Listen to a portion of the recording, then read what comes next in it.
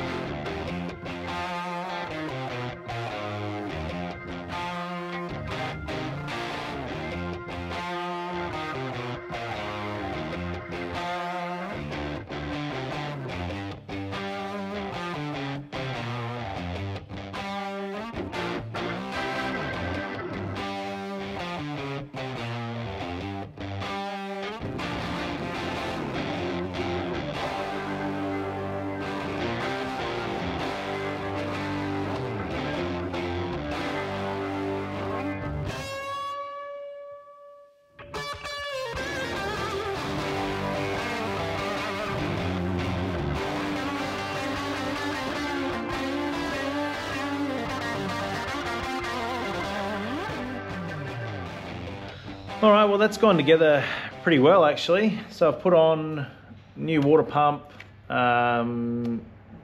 just tidied up the vacuum pump and the power steering pump, new idler, new harmonic balancer, new idler for the fan clutch, new thermostat. So yeah, everything bolted up quite nicely.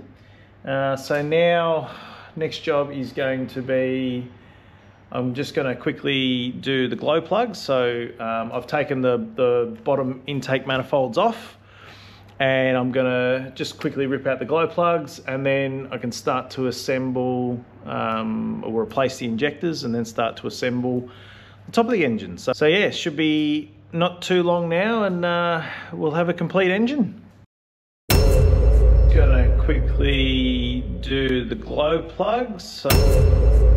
Gonna quickly do the glow plugs. So disaster has struck. The whole way through this, I've been trying to avoid having to take the heads off and trying to do a full rebuild, because it just didn't need it. Like the engine was running when I got it, so it just didn't need it. And so I've been so super careful when I've been cleaning things up to, you know, make sure that I don't have to pull anything further down than I need to. Obviously I've gone to the extent of pulling down all the intake manifolds and everything like that, because it's all cleaned up, you know, because it needed it with soot and everything like that. The one thing I didn't anticipate is snapping off glow plugs.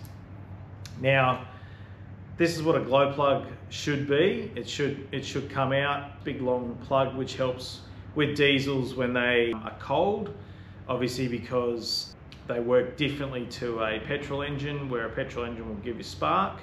What ignites in a diesel engine is it compresses air and then injects a shot of diesel in, and that's what ignites. So when it's cold, the air is not as hot, and so glow plugs are used to just make the chamber a bit warmer. And so yeah, they're like a spark plug. They sort of, you know, it's a renewable item, so it's something that you replace probably not as often as a spark plug, but certainly you replace them when you're doing a full teardown like this.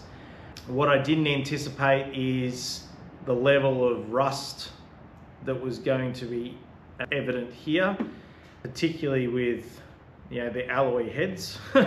These have got a steel casing around them, and they've just started to corrode and everything like that. So when I was going through loosening them, what I thought was cracking them in terms of loosening up the actual thread to be able to take them out, it was actually the top of them spinning off. So where it's actually broken is in half there. So basically that top part where the bolt is, the nut is, that you can undo, that's snapped off. So basically all of that is still sitting in the head. So I now have the issue where I don't have glow plugs that work. So now I'm going to have to take the heads off. So basically everything I've just done with the front of the engine there, I have to redo. So I have to take the timing cover off again, because I have to take the timing chains off in order to be able to take the cams out, in order to be able to the lifters out, in order to be able to get the heads off, in order to be able to extract out the glow plugs. So I've just added a couple of weeks worth of work because these glow plugs got stuck in there. Now, I rang a guy to try and get them extracted, but the issue we've got is because there is an electrode that runs the full length of the glow plug, the top bit snapped off, but that electrode is still joined to the actual glow plug itself. So I can't actually extract it here. And then even if I try and use a bolt extractor, I don't know how much of that is actually going to then end up in the combustion chamber itself. So therefore, I don't know what damage it would do to the pistons or anything like that if I left it, because you're not going to be able to know if you've got it all extracted out anyway. So there's just no other option for me other than to rip the heads off.